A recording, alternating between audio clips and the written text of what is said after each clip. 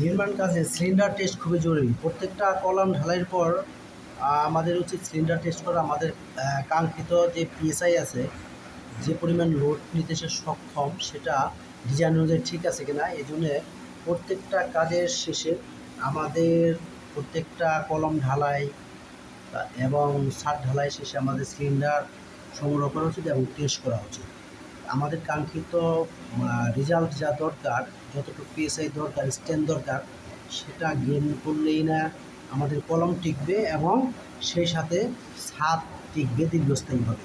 সেজন্য সেটা খুবই গুরুত্বপূর্ণ। টেস্ট ছাড়া কাজ করলে দেখা যাবে অনেক ক্ষেত্রেই আমাদের স্ট্রেংথ আসে নাই।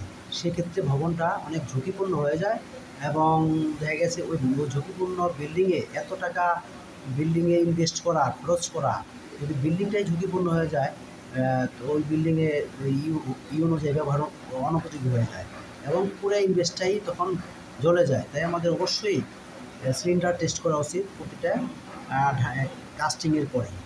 ভিউয়ার্স, থ্যাংক ইউ সবাইকে।